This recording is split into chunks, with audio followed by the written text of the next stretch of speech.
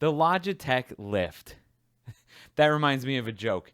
One time I took my dog into the vet for a checkup. The vet lifted her up and said, "Oh my goodness, I need to put this dog down."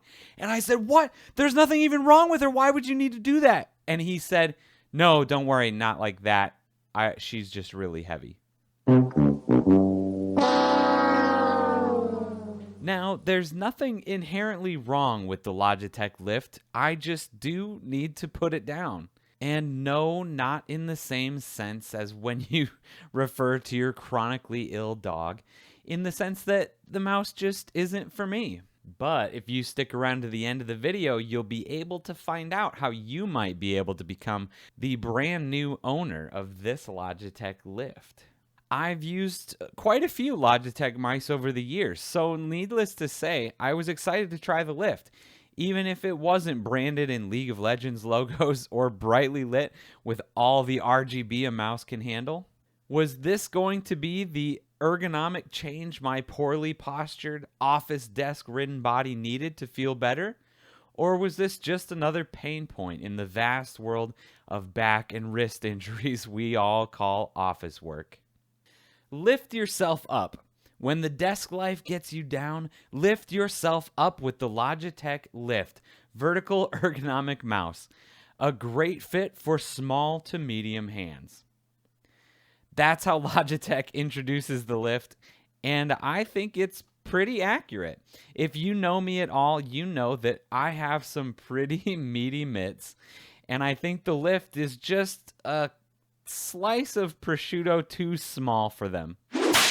Perfect for handling a realistic foam replica of Starlight, the Defier of Justice.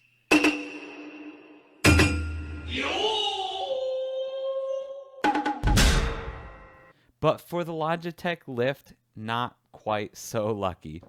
Another line of marketing mumbo from Logitech's product listing says that the 57-degree angle of the Lift's vertical shape helps wrists feel like at work. Or at least I assume it's and not Either way, I wasn't saying either of those two things after using the mouse, so I don't know. Maybe that means I need to use it a little bit more, but after using it for about 2 weeks as my daily driver, I wanted to give you a quick update, let you know the things that I like and the things that I don't really care for about the mouse. All right, so the things that I liked. Now, first, in short-term use, so I'm talking like 1 to 2 hours worth of use type of thing, I really liked how it felt. I don't know if it was just getting my wrist into a different position, but it really did feel like it was relieving a little bit of stress. The mouse is also made over 50% from recycled plastic. The black or graphite version of the mouse they say is actually 70% made from recycled plastics. This off-white color, as well as the rose, is made from 54% recycled plastic. So either way, that's pretty cool, and I hope we definitely see more of that coming from every single company. The mouse also comes in left and right versions. This is a right-handed mouse. Again, if you're going to make a specific version of the mouse, having the opposite for left-handed people is really, really cool as well. Very inclusive of them. And honestly, the build quality feels very solid. I really like how the mouse buttons are kind of quiet. They're very short clicks, so it doesn't take a lot of movement from your fingers to click them. The magnets on the bottom that keep the battery cover in place are a really nice touch. And to be honest, the mouse as a whole just feels really sturdy. I really do like it. But here's a few things that I didn't really care for. And to be honest, some of these things are a little bit weird and probably a little bit specific to me.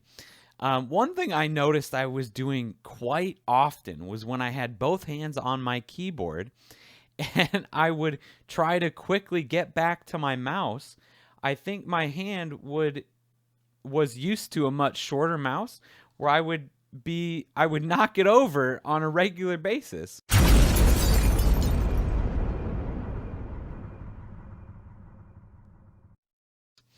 Again, not a huge deal, and I'm sure that I could retrain my muscle memory to not knock the mouse over, but it was incredible how many times I went from my keyboard to my mouse and just completely knocked it over. I didn't notice it too often, but every once in a while, especially when you get to the edge of your mouse pad, you need to pick it up and bring it back. This isn't the best way to grip a mouse, and every once in a while it kind of slipped out of my hands. I needed to readjust, and wasn't an every minute type of occurrence, but it did happen every once in a while. And like I mentioned before, I think my hands are a little bit thicker than what they were imagining for this mouse.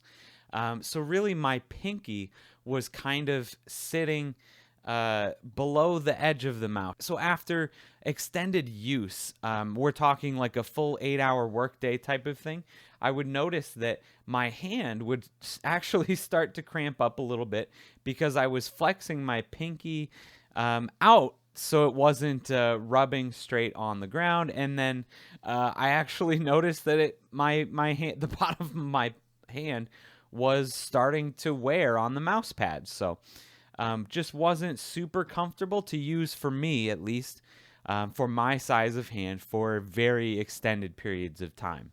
Never noticed that happening, never really had a problem in the shorter time spans, but after I used it for a full day of work, I would notice that my hand would start doing that, start flexing out and cramping and just getting kind of sore from rubbing on the mouse pad all day.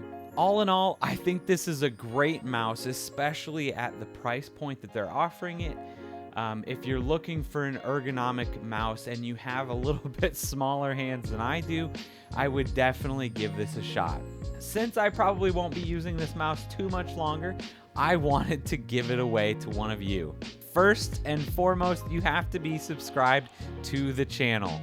After that, you can get 2 entries to win the Logitech Lift, and that is by commenting down below, as well as going to the tweet that's linked in the description below and hitting retweet on that. It's as easy as that. So I'll be picking a winner by the end of the month. Stay tuned.